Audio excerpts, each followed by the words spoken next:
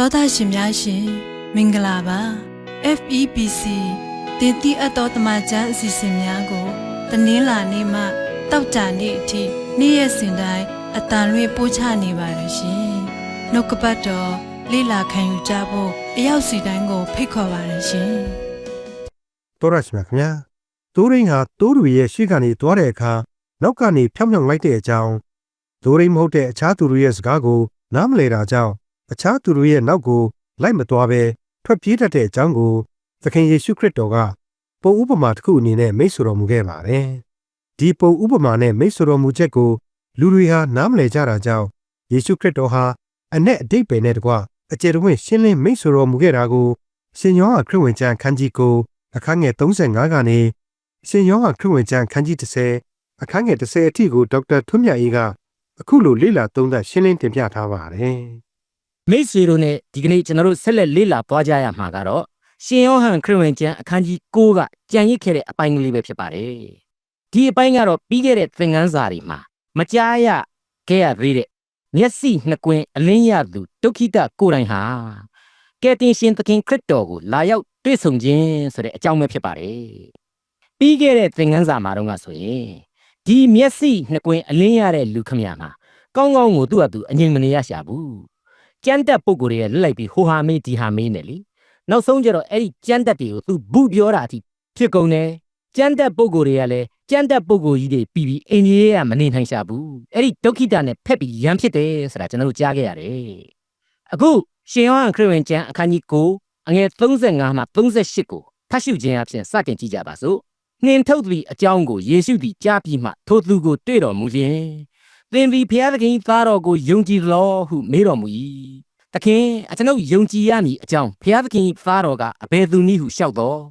ယေရှုကသင်သည်ထိုသူကိုမြင်ခဲ့ပြီးပြီသာမကသင်နှင့်ယခုစကားပြောသောသူသည်ဘုရားသခင်သားတော်ဖြစ်၏ဟုမိန့်တော်မူလျင်သခင်ကျွန်ုပ်ယုံကြည်ပါ၏ဟုလျှောက်၍ညှို့ပြတ်ကိုးကွယ်လေ၏အခုအချိန်မှာတော့ကယ်တင်ရှင်ကိုယ်တိုင်ပေါ်ထွက်လာပါတယ်ဒီလူနာဒီသရောင်းစာဒီအလင်းရပြန်သူဟာကယ်တင်ရှင်ဘက်ကယက်တီခဲ့ပါတယ်ဒါကိုကျွန်တော်တို့ကြားခဲ့ရပြီးပါပြီအဲ့ဒီလိုယက်တီခဲ့လို့လေဗိမာန်တော်နဲ့ဂျူးအတိုင်းအဝိုင်းကြီးကနေနှင်ပြီးအထုတ်ခံရတယ်ဆိုတာကိုကျွန်တော်တို့သိရပြီးပါခရစ်တော်အပေါ်မှာဘလောက်အထိဒီလူတွေဟာဖဲဖဲမဲမဲအညှိုးကြီးတယ်ဆိုတာထင်ရှားနေပါတယ်ကယ်တင်ရှင်ဟာသူကယ်တင်ပြီးတဲ့လူသူ့ကိုယုံကြည်ပြီးဆိုတဲ့လူကိုပေလျက်ကမထားတတ်ဘူးဆိုတာဒီကြမ်းပိုင်းအရာထင်ထင်ရှားရှားကြီးကျွန်တော်တို့မြင်နိုင်ပါတယ်ပါဇက်နဲ့ယုံကြည်တာစိတ်ညွတ်နူးတာလောက်ကိုမလိုချင်တော့ဘူးခရစ်တော်ဆိုတဲ့သားတော်ကိုအကျွင့်မဲ့ယုံကြည်ခြင်းဖြစ်စေခြင်းနဲ့ဒါကြောင့်လဲဒီနေရာမှာခရစ်တော်ကမေးပြီမင်းဟာဘုရားသခင်ရဲ့သားတော်ကိုသိရင်ယုံကြည်မှာလားလို့အတီးပြုတ်ဖို့အတွက်မေးခွန်းကိုမေးလိုက်ခြင်းဖြစ်ပါတယ်လူတစ်ယောက်ရဲ့နှလုံးသားကိုကယ်တင်ရှင်ဟာအဲ့ဒီလိုပဲစမ်းသပ်တတ်ပါတယ်အဲ့ဒီအချိန်မှာတော့ဒီဒုက္ခိတဟာယုံကြည်ခြင်းများစွာဖြစ်ပွားနေပြီအသည့်တရားတွေလည်းသူ့ရဲ့နှလုံးသားထဲမှာတိုးတက်ခံစားနေရပါပြီကျွန်တော်ရဲ့အယူအဆပြောရမယ်ဆိုရင်တော့ဒီလူကပွင့်ပွင့်လင်းလင်းရှိတဲ့လူစိတ်က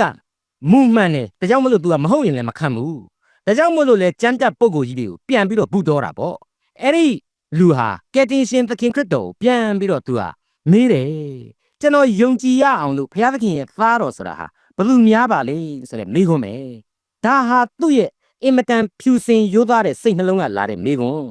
အမှန်တကယ်သူ့ရဲ့နှလုံးသားထဲမှာသိကျင်တဲ့မေးခွန်းဒီတော့မှခရစ်တော်ကပြန်ပြီးတော့အဖြေပြုတယ်အခုမင်းရှိမှရှိနေတဲ့ငါဟာဘုရားသခင်ရဲ့သားတော်ပဲဖြစ်တယ်ဟေးလို့အရှင်းဆုံးအဖြေကိုပေးလိုက်ခြင်းဖြစ်ပါတယ်ဒီအခါမှာတော့အစင်းစင်းတိုးတက်ခဲ့တဲ့ယုံကြည်ခြင်းဟာစကားပြောလာပြီတစားစီတိဆောက်ဖြစ်ပေါ်လာခဲ့တဲ့အသည့်တရားတွေဟာအလုံးပေါင်းစုပြီးတော့အဆုံးအဖြတ်တစ်ခုကိုအမြင်သစ်တစ်ခုကိုပြိုင်ဘက်မရှိဖြစ်ပွားလာစေပါတယ်သခင်ကျွန်ုပ်ယုံကြည်ပါ၏ဟုရှောက်၍ညှို့ပြတ်ကိုးကွယ်လေဆိုတဲ့အချက်ပဲဖြစ်ပါတယ်ဘလောက်ကောင်းတယ်လေကျွန်တော်ဟာကယ်တင်ရှင်သခင်ခရစ်တော်ကိုဒီအတိုင်းပဲရှာရကြရဲ့လားအသက်ရှင်တော်မူသောထာဝရဘုရားသခင်ကိုသိခြင်းမြင်ခြင်းထိတွေ့ခြင်းနဲ့ဝိညာဉ်စိတ်ဓာတ်မျိုးရှိကြရဲ့လားဒီအချက်ဟာကျွန်တော်တို့ကိုယ့်ကိုယ်ပြန်လည်မေးခွန်းထုတ်ရမယ့်အချက်ပဲဖြစ်ပါတယ်အငယ်39ထိုအခါယေရှုကလည်းမျက်စိမမြင်သောသူသည်မြင်စေခြင်းဟာ၎င်းမြင်သောသူသည်မျက်စိကန်းစေခြင်းဟာ၎င်းငါသည်တရားစီရင်၍ဤလောကသို့ရောက်လာပြီဟုမိန့်တော်မူ၏အတော်ကြီးကိုထူးဆန်းတဲ့ ကျမ်းပိုက်ပဲဖြစ်ပါတယ်ရေလိုက်လွဲရင်ခရစ်တော်ကပဲအလင်းရပြီးသွားတဲ့လူတွေကိုတခါကန်းအောင်ပြန်လုပ်တယ်ဆိုတဲ့ကိုလိုကန့်လန့်အတွေ့မျိုးတွားပြီးတော့တွေးစီနိုင်တဲ့ကြံဖြစ်ပါတယ်လမ်းမကိုရောက်သွားစေနိုင်တဲ့အမြင်တွေဖြစ်ပေါ်လာနိုင်ပါတယ်အမှန်ကတော့အခုခရစ်တော်ဆန့်ကျင်ရေးသမားကျမ်းတတ်တဲ့ပါရီရှဲတွေအကြောင်းကိုစဉ်းစားလိုက်ယုံနေတဲ့အဖြေကရှင်းရှင်းကြီးပေါ်ထွက်နေပြီးသားပါဒီလူတွေဟာတရားသမားကျမ်းသမားတွေပဲခရစ်တော်ကိုလည်းရှင်းရှင်းကြီးတွေ့နေရတာပဲဒီကြားထဲကအလင်းတရားကိုမရယူနိုင်ကြပါဘူးသူတို့ဟာဝိညာဉ်ရေးအရာမျက်စိကန်းနေကြတယ်ဒါကြောင့်ခရစ်တော်အားဖြင့်မျက်စိကွယ်နေရတဲ့လူတွေဘဝပြည့်နေရတဲ့လူတွေကသာအလင်းရတဲ့အချိန်မျက်စိကောင်းနေတဲ့လူတွေကျတော့အမောင်တောင်ကွယ်သွားရစေနိုင်တယ်လို့အဖြေထုတ်ယူနိုင်ပါတယ်ဒီအကြောင်းကိုပြောတော့ကျွန်တော်ကမကြာခဏကျွန်တော်ရဲ့မိတ်ဆွေကြီးမျက်စိလည်းမမြင်လူကလည်းများစွာမဖန်ဆွမ်းလာတဲ့ဥသိမ်းလွင်ရဲ့အကြောင်းကိုကျွန်တော်ဒီနေရာမှာထပ်ပြီးတော့ပြောအောင်ပါပါဒီပုဂ္ဂိုလ်ကြီးကစဉ်းစားကြည့်စမ်းကယ်တင်ရှင်သခင်ခရစ်တော်ကိုသူမျက်စိကွယ်တဲ့အချိန်မှာသူ့ရဲ့ဝိညာဉ်အလင်းအားဖြင့်ရှာဖွေတွေ့ရှိသွားတယ်အဲ့ဒီအသက်နဲ့အလင်းကိုရရှိပြီးဆိုတာနဲ့သူ့ရဲ့ဘဝဟာလည်းပုံစံပြောင်းသွားတယ်ဘုရားသခင်ရဲ့အမှုတော်ကိုသူဟာစွန်းစွန်းတမန်ထမ်းဆောင်နေပါတယ်ကျွန်တော်ဒါဟာအင်မတန်ကောင်းတဲ့သင်ခန်းစာတစ်ရပ်အနေနဲ့ရယူနိုင်ကြပါစေလို့ကျွန်တော်ထည့်သွင်းတင်ပြရခြင်းဖြစ်ပါတယ်မျက်စိကောင်းနေတဲ့လူတွေကြတော့အမှောင်တောင်ကွယ်သွားရစေနိုင်တယ်လို့စောင်းကကျမ်းတက်တွေကိုကြည်ပြီးအဖြေထုတ်ယူလို့ရနိုင်ပါတယ်ဒီကျမ်းအခန်းကြီး9ရဲ့အစမှာကျွန်တော်ပြောခဲ့ပူပါတယ်အာကာသတဲ့အထိရောက်ပြီးတော့ကဘာပတ်တဲ့သူရဲကောင်းကြီးခမည်းတော်ကောင်းကင်ဘုံကဘုရားသခင်ဆိုတာကိုကျွန်တော်မတွေ့ဘူးပါဘူးဗျာတဲ့အေးသူမတွေ့တဲ့ဘုရားသခင်ရဲ့ကျေးဇူးနဲ့သူကဘာကိုပတ်နိုင်တာမသေးကောင်းမပြောက်ကောင်းပြန်ရောက်လာတာကိုတော့မတွေ့ဘူးဘုရားသခင်ဆိုတာမရှိဘူးတဲ့အဲ့ဒီလိုပညာတတ်ကြီးတွေအရေးချင်းသမားကြီးတွေကဘုရားသခင်ကိုမမြင်ဖြစ်နေတဲ့အချိန်သိပ္ပံပညာရှင်ကြီးတွေကကိုယ်ဉာဏ်စွမ်းအားကိုကိုအားကိုပြီးတော့ဘုရားသခင်ကိုရှာမတွေ့တဲ့အချိန်မှာကျွန်တော်ရဲ့မိတ်ဆွေစောင်းကကျွန်တော်ပြောခဲ့တဲ့ဥသိမ်းလွင်တို့ကျွန်တော်ညီမလေးတယောက်လိုအလွန်ချစ်ခင်ရတဲ့မတ်သင်းသင်းဟန်တို့ရဲ့ကြတော့ကိုယ်ခြံထဲမှာတောင်မှအဖို့မပါပဲဘဲမှဆင်းမလျှောက်နိုင်တဲ့မျက်မမြင်နေကြတော့ဘယ်လိုပြောတယ်လဲခရစ်တော်ပေးခဲ့တဲ့အသက်တာမလို့ဘဝကိုကျေနပ်ပါတယ်တဲ့ဖခင်သခင်ရဲ့ကျေးဇူးတော်ကိုအစဉ်ချီးမွမ်းကြရမယ်တဲ့အဲ့ဒါဟာအလင်းတရားရဲ့သဘောတရားပါပဲပြီးတော့အသင်းတော်မှာစီဝေးတက်လာတာကိုအပတ်စဉ်တာဝန်သဘောလောက်နဲ့သာတက်ပြီးတော့မာနတွေမစ္စရိယဝန်တိုစိတ်ဓာတ်တွေနဲ့ဖြည့်ဆည်းနေရတဲ့လူသူ့ရဲ့အပေါ်ကအလင်းတရားကိုယ်တိုင်ဟာသူ့ရဲ့မှောင်မိုက်ခြင်းကိုဖြစ်ပေါ်စေတယ်လို့ဒီနေရာမှာဆိုချင်ပါတယ်ကယ်တင်ရှင်သခင်ခရစ်တော်ရဲ့မိန့်မာတော်မူချက်တို့ဟာဝိညာဉ်အရှိန်တကိုးပြင်းပြင်းထန်ထန်နဲ့မိန့်မာခြင်းဖြစ်တယ်ကျွန်တော်ကလည်းဝိညာဉ်စိတ်ဓာတ်နဲ့အတိတ်တွေကိုဖွင့်ဆိုကြရပါမယ်ရှင်မသက်ခရစ်ဝင်အခန်းကြီး6အငယ်23မှာအခုလိုဆိုပါတယ်မျက်စိမှေးရှက်ရင်တကိုယ်လုံးမိုက်လိမ့်မည်သင်ဤအလင်းတော်ကမှောင်မိုက်ဖြစ်ရင်ထိုအမိုက်သည်အလွန်မိုက်စွာတကားလို့ဖော်ပြထားတာကိုကျွန်တော်တို့အလေးနဲ့နှိုင်းယှဉ်ပြီးတော့ကြည့်နိုင်ပါတယ်ရှင်ယောဟန်ခရစ်ဝင်ကျမ်းအခန်းကြီး9အငယ်40မှ41အထံတော်၌ရှိသောပါရီရှဲအချို့တို့သည်ထိုစကားကိုကြားဖြင့်ငါတို့သည်မျက်စိကန်းသလောဟုမေးကြ၏ယေရှုကလည်းသင်တို့သည်မျက်စိကန်းသည်မှန်လျင်အပြစ်မရှိငါတို့မျက်စိမြင်သည်ဟုယခုဆိုကြ၏ထိုကြောင့်သင်တို့၌အပြစ်တည်သည်ဟုမိန့်တော်မူ၏မိတ်ဆွေအပေါင်းတို့ခမညာဘုရားသခင်မရှိဟုမိုက်သောသူသည်ထင်တတ်၏လို့ဆာလံဆရာကြီးဒါဝိဒ်မင်းကြီးကရေးဖွဲ့ခဲ့ပါတယ်ဘုရားသခင်ရှိမှန်သိတယ်ဆိုပြီးတော့မေတ္တာတော်ကိုနားမလည်ဘူးကျေးဇူးနဲ့ဂရုဏာတော်ကိုမယုံကြည်ဘူးခရစ်တော်ကိုလက်မခံနိုင်ဘူးဆိုတဲ့လူမှန်တွေဟာစစ်မှန်သောအသက်လမ်းနဲ့ဝေးနေရစေပဲဖြစ်နေပါလိမ့်မယ်ပြီးတော့အပြစ်တရားရဲ့ဖြည့်ဆည်းမှုအမှောင်ရိပ်အောက်မှာအနှောင်အဖွဲ့ခံနေရတယ်အထုံးအဖွဲ့ဖြစ်နေတယ်သူ့ရဲ့ဘဝဟာနစ်မြုပ်နေစေပဲဖြစ်နေရပါလိမ့်မယ်ကျွန်တော်အခုချိန်မှာတော့ရှင်ယောဟန်ခရစ်ဝင်ကျမ်းအခန်းကြီး9ဟာပြီးဆုံးသွားပါပြီခရစ်တော်ဘုရားသခင်ရဲ့လူသားဆန်တဲ့မြင်ကွင်းရဲ့ဖျားဖြစ်ခြင်းအကြောင်းတွေရဲ့ကိုဖော်ပြမယ်ရှင်ယောဟန်ခရစ်ဝင်ကျမ်းအခန်းကြီး10ကိုအခုဆက်လက်ပြီးလေ့လာကြပါအောင်စို့မိတ်ဆွေအပေါင်းတို့ခင်ဗျာတမန်ကျမ်းစာအခြေတီယာဣသရေလဆိုတဲ့နင်းဟာအခုအချိန်ထိသိုးကြံများနဲ့တည်နေရတဲ့အရက်ဒေသတစ်ခုလို့ကျွန်တော်ဆိုချင်ပါတယ်သိုးမွေးမြူရေးတွေလုပ်တယ်နွားမွေးမြူရေးတွေလည်းရှိတယ်သိုးရင်းတွေရဲ့အကြောင်းကိုဒီနေရာမှာဦးစားပေးပြီးဖော်ပြတဲ့နေရာမှာကျွန်တော်အခြေခံအားဖြင့်သိရမှာကတော့သိုးရင်းဆိုတဲ့ပုံကိုယ်တွေဟာညနေတိုင်လို့ရှိရင်သူတို့သိုးစုကိုလုံခြုံရာအရက်ဒေသတစ်ခုစကြက်ကောင်းတဲ့နေရာတစ်ခုကိုခေါ်လာပြီးတော့တညတာအတွက်သိပ်ထားရစ်ခဲ့ပါတယ်အဲ့ဒီအချိန်မှာတော့သိုးကြံဆောင်တွေဟာ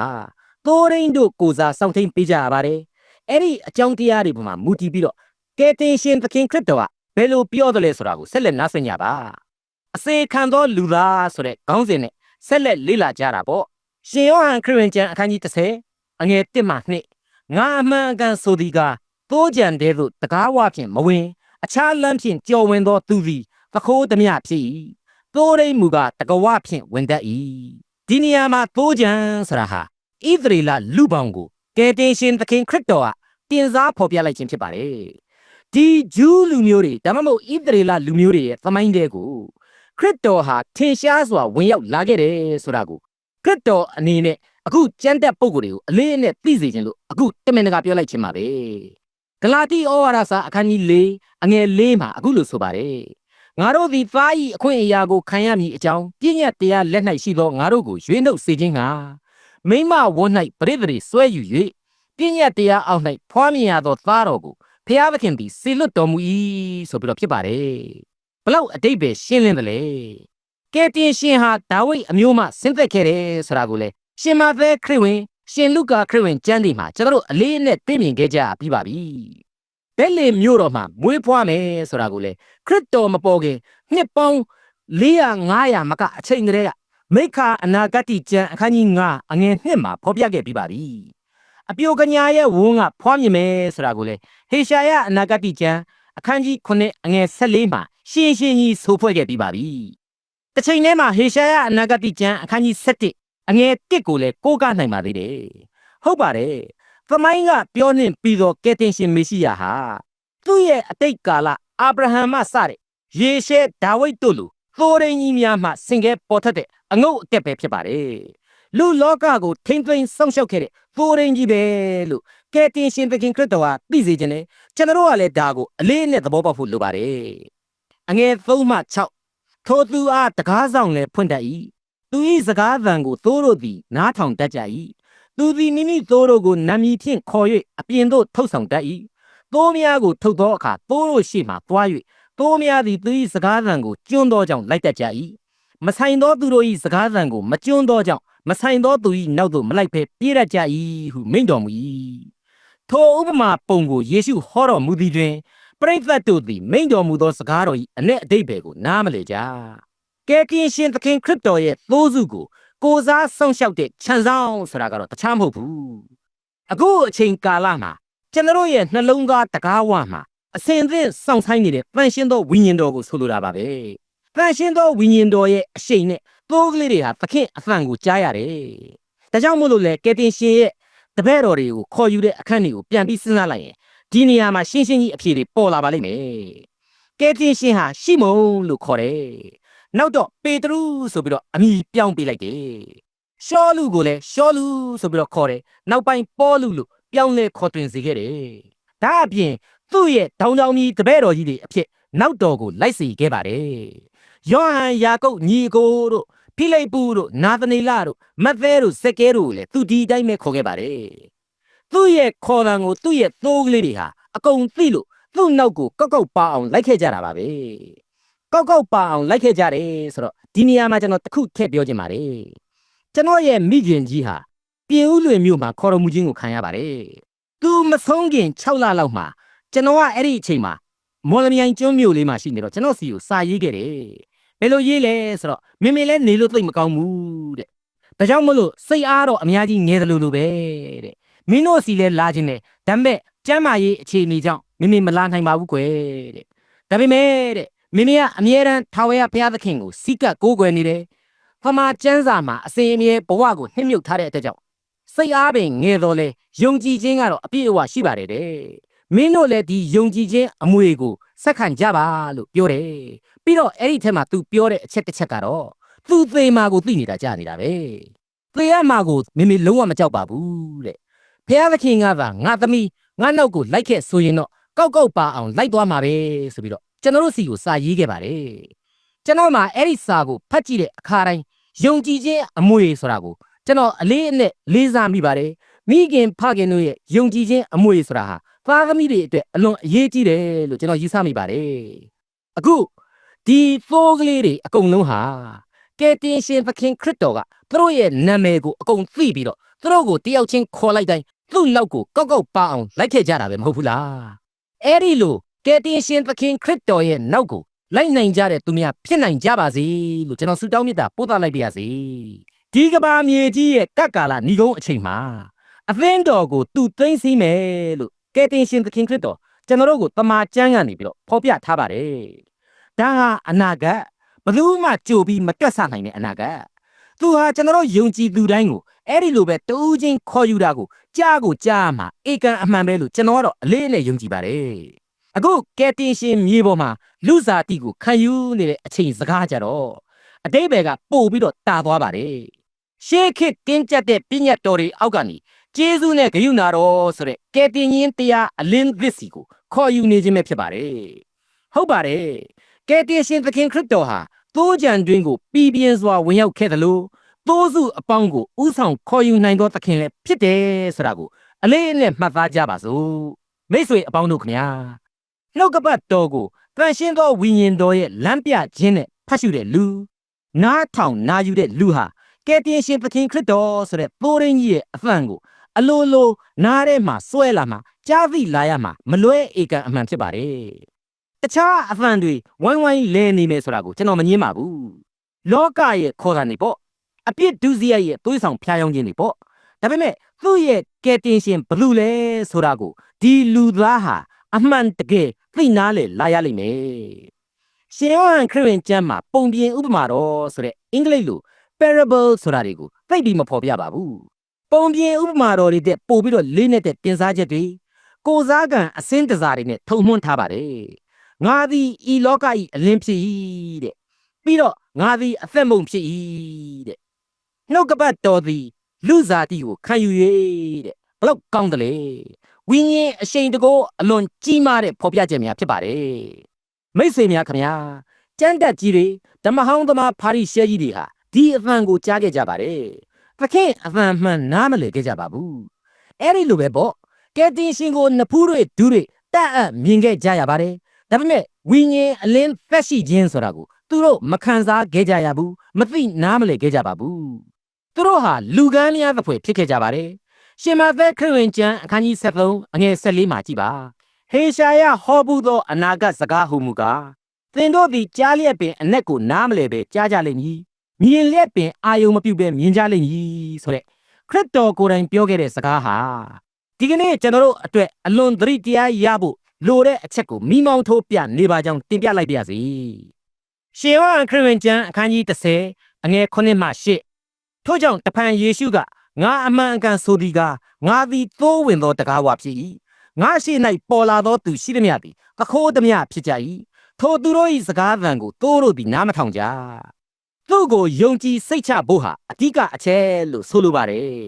ကျမ်းပြိုင်အဖြစ်နဲ့ရှင်ယောဟန်ခရစ်ဝင်ကျမ်းအခန်းကြီး15အငယ်1နဲ့9မှာကြတော့ငါသည်မှန်သောစပြည့်နွယ်ပင်ဖြစ်၏သင်တို့သည်အခက်များဖြစ်ကြ၏အကျဉ်သူသည်ငါ၌တည်၍ငါသည်လည်းထိုသူ၌တည်ထိုသူသည်များစွာသောအသီးကိုသိတတ်၏ဆိုပြီးဖော်ပြထားတာတွေ့ရပါလိမ့်မယ်ကျွန်တော်ကြားခဲ့ရတဲ့မျက်မမြင်ဒုက္ခိတရဲ့အကြောင်းကိုစဉ်းစားကြည့်နိုင်ပါတယ်သူ့ကိုကျမ်းတတ်တွေဟာဗိမာန်တော်ရဲ့လူအဖွဲ့အစည်းရဲ့ကနေအပြင်ကိုနှင်ထုတ်တဲ့အချိန်မှာခရစ်တော်ကိုသူဖူးမြင်ရပါတယ်ကျင်းမြောင်းတဲ့အနှောင်အဖွဲ့ကနေလွတ်မြောက်ရာလမ်းကိုသူတွေ့ရှိသွားခဲ့ရပါတယ်ယုံကြည်ခြင်းအပြင်ဘဝသစ်ကိုဝင်ရောက်ရတဲ့တကားပေါက်အဖြစ်ခရစ်တော်ဟာသူ့ကိုယ်ကိုသူသက်သေပြလိုက်ပါတယ်ဒါဆိုရင်တခြားတကားပေါက်တွေဟာဘာလဲဆိုတာဆက်ပြီးနားဆွင့်ကြပါဦးအငယ်9နဲ့10ငါသည်တကားဝဖြစ်ငါဖြင့်ဝင်သောသူသည်ဘေးနှင့်ကင်းလွတ်လျက်ထွက်ဝင်၍ကျက်စားရာကိုတွေ့လိမ့်မည်ပခိုးသည်ခိုးခြင်းဖွက်ခြင်းဖက်ခြင်းဖျက်ဆီးခြင်းငါသာလာရ၏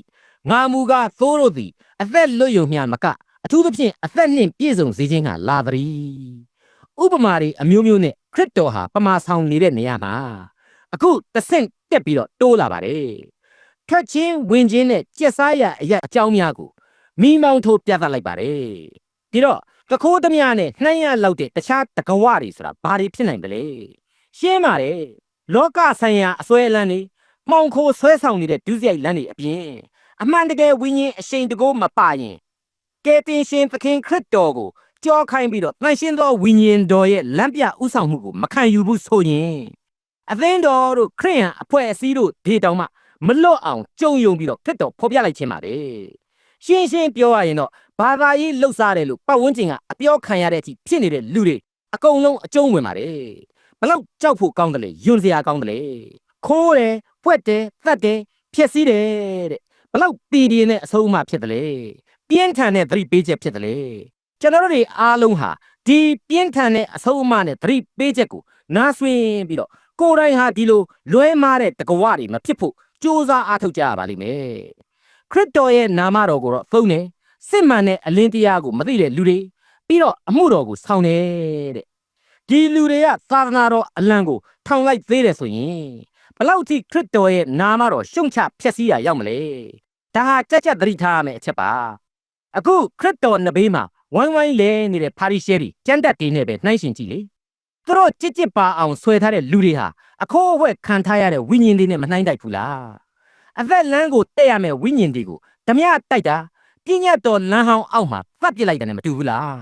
ပြီးတော့ဒီလူဒန်းစားရဲ့နာမတော်ကိုအလွဲသုံးစားလုပ်ပြီးတော့ဘာသာရေးနဲ့မဟုတ်တန်တရားလုပ်တဲ့လူတွေရဲ့ဟာအလွန်ကြောက်စရာကောင်းတဲ့အခြားသောတကားဝါတွေဖြစ်ပါတယ်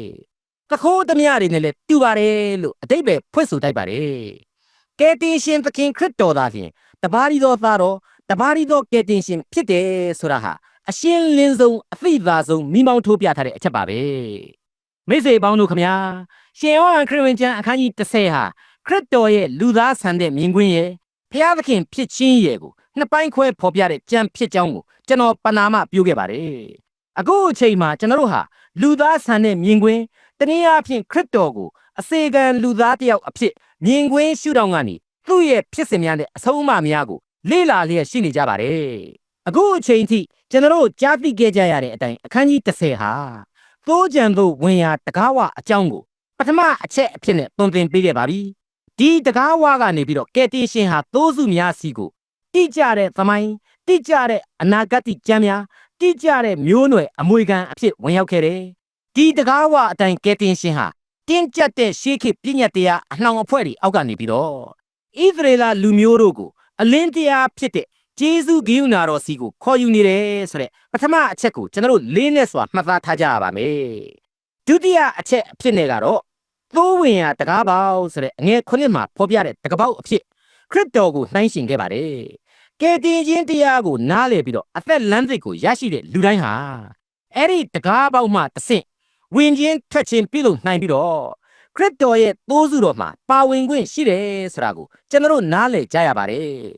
လွတ်မြောက်စေသောတကားပေါက်ဖြစ်တယ်လို့ဝင်ရောက်စေသောတကားပေါက်လို့ဆိုရမှာပေါ့မပြည့်စုံမလုံလောက်ဘူးလားကယ်တင်ရှင်သခင်ခရစ်တော်ရဲ့ကျေးဇူးနဲ့ဂရုဏာတော်ဆိုတာဟာအလွန်တရာကျေပြတ်ပါတယ်ကြီးမားတဲ့အကျိုးကျေးဇူးကိုပြုပါတယ်ကျွန်တော်ရဲ့လောကီလောကုတ်တရားဘဝနှစ်ခုစလုံးအတွက်အသက်လမ်းကိုပြသနေသောမေတ္တာတော်ဖြစ်ကြောင်းတင်ပြပါရစေတတိယအချက်ကတော့အငယ်6မှာတွေ့နေရတဲ့ငါသည်တကားဝဖြစ်၏ဆိုတဲ့အချက်ပါဝင်ခြင်းထွက်ခြင်းနဲ့စကြက်ရှိခြင်းဆိုတဲ့အချက်တွေကိုတွေ့မြင်နိုင်ပါတယ်ဒီတကားဝရဲ့ကျေပြန့်ခြင်းနဲ့လွတ်လပ်ခြင်းဆိုတာဟာအသက်သောအသက်တာနဲ့ယုံကြည်သူတို့နေထိုင်ရာလောကနေမြေကြီးဖြစ်သွားပြီဒါဟာဣသရေလသားမဟုတ်ဘဲနဲ့ကမ္ဘာပေါ်မှာရှိတဲ့လူသက်တော်အားလုံးတို့အတွက်ဖြစ်တယ်ဆိုတာကိုရှင်းလင်းစွာသဘောပေါက်ဖို့လိုကြပါတယ်တစ်ချိန်တည်းမှာကယ်တင်ရှင်ဆိုတဲ့တကားဝအပြင်အခြားသောတကားဝတွေဟာလူသားတွေအတွက်ပွင့်လျက်ရှိနေတယ်ဆိုတာကိုလေခရစ်တော်ကိုယ်တိုင်ကသတိပေးနေပါတယ်အဲ့ဒါတွေကတော့လောကဆွဲလန်းခြင်းနဲ့ဒုစရိုက်အပြစ်သွေးဆောင်ရာတကားဝတွေဖြစ်တယ်လို့နာမတော်ကိုယူဆောင်ပေမဲ့ဝိညာဉ်အသက်တာကိုအကျိုးမပြုနိုင်တဲ့အဖွဲ့အစည်းတွေပဲဖြစ်တယ်ဆိုတာကိုကျွန်တော်တို့နားလည်ခဲ့ကြရပြီးပါပြီသိုးစုသိုးကြံတော်နဲ့တကဝါတို့အကြောင်းကိုဒီကနေ့လေ့လာခဲ့ရသလိုနောက်တစ်နေ့စီစဉ်မှာတော့ကောင်းသောသိုးရင်းကြီးရဲ့အကြောင်းကိုဆက်လက်နားဆွင့်ကြရမှာဖြစ်တဲ့အကြောင်းတင်ပြရင်ဒီကနေ့ဟောပြောချက်များကိုရန်နာလိုက်ပါရစေနောက်တစ်ချိန်စီစဉ်မှာရှင်ယောဟန်ခရစ်ဝင်ကျမ်းခန်းကြီး30ခန်းငယ်17ကနေအခန်းငယ်42အဆုံးအထိကိုလေ့လာမှာဖြစ်တဲ့အတွက်စောင့်မျှော်နားဆင်နိုင်ပါတယ်